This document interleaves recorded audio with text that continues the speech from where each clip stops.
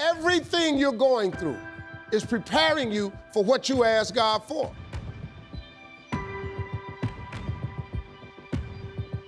Get something you never had. You have to do something you never did. Les Brown's a motivational speaker. He made an analogy about this. He says, imagine you're on your deathbed, and standing around your deathbed are the ghosts representing your unfulfilled potential. The ghost of the ideas you never acted on. The ghost of the talents you didn't use.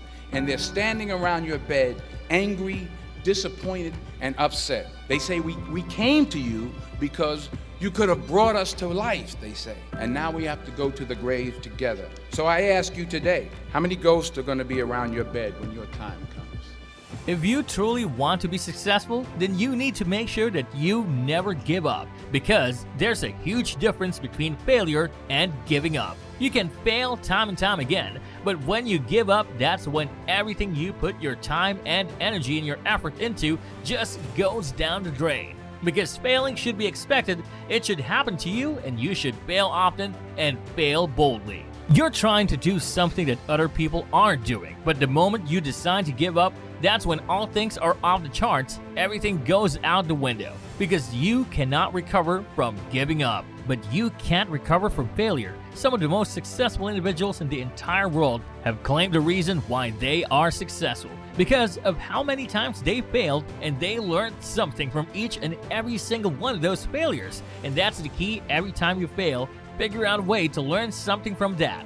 Giving up is for the weak mindset. No matter how hard you try, you should always make it a priority to never give up. Because the moment you do, all that work is just gone, and there's an absolute waste of your time and energy, and you're gonna have to start over if you want to try again. All that momentum will be out the window, and you have to constantly believe in yourself no matter how hard it gets. Always find a way to get going, get back up, and keep pushing forward, no matter how hard it is or how challenging it may be. Once you get over that line, it will be incredible, and you will become successful. We can't have everything in this world, but we can have what we deserve. We all deserve to have a happy life. We have the right to happiness, so that you wake up and you are conscious. You have to be strong. You have to step up, and that will change your mind and believe in yourself. I know you can do it. Pull yourself together and quit tripping, cause you in the process. It's processing you. He ain't through with you. If he was through with you, you would not wake up in the morning. He gonna fix it. Everything is wrong. First of all, let me tell you this right here. Why are you tripping? I look back on my life at all that I've been through. So the stuff I'm currently going through, I have built up enough reservoir that living in the car taught me that this ain't it. So the things I'm going through now, I know this ain't it. That he gonna come get me in a minute. So all I gotta do is sit tight. I ain't in a bad place. Now I ain't where I wanna be, but the spot I'm in is better than where I was. I ain't homeless. So what I'm going through right now, y'all don't know, I got some challenges. People think when you get famous or rich that your problems is over. Oh, they got a whole new set of them for you. They got some stuff you ain't seen. Biggie wrote a song, said one time, more money, more problems. I gotta tell you something, that boy wasn't never lying. But I'll tell you the truth right now. The problems I got right now, I take them. Because the problems I had when I was homeless, I don't want them no more.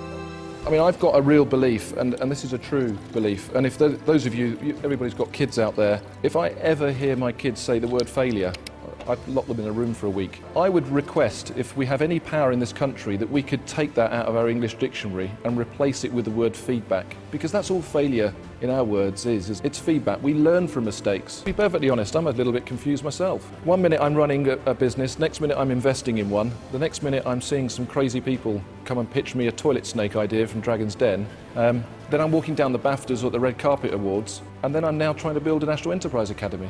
I think if a description of as an entrepreneur is that I want to do it all before I die, then I'm that. That for an entrepreneur, this is the time. And there are many entrepreneurs that I speak to that are out there that are saying, do you know what? I'm pleased this has happened. This is a time for me now to step up. This is a time for my business to really go up to the plate. This is the time where the competition that was out there that wasn't that good is disappearing. Recession, in my mind, can drive innovation. And the reason for that, quite simply, is because we can do more with less. We are forced to do more with less.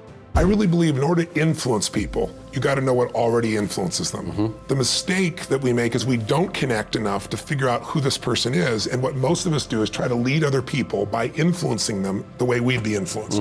They try to influence their kid to clean the room the way that would make you do it. But even though they're your kid, they're different than you. And so they're going to do it for a different set of reasons than what you would do it for. You might have done it because someone told you to, but your kid's going to tell them all day long, that's not it. There has to be something else. It's a sense of freedom they get from it, or a sense of mastery, something that's going to move them.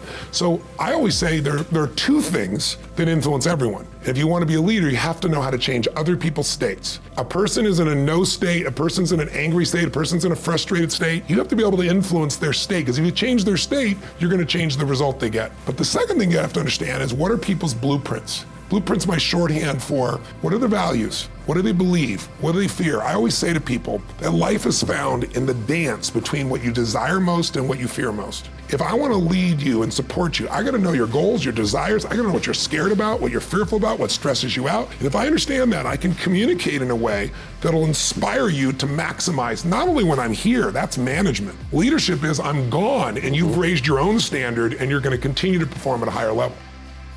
Thank you for watching this video. If you haven't already, please go ahead and like the video, subscribe to the channel, and if you're new here, then let us know your thoughts in the comments section down below.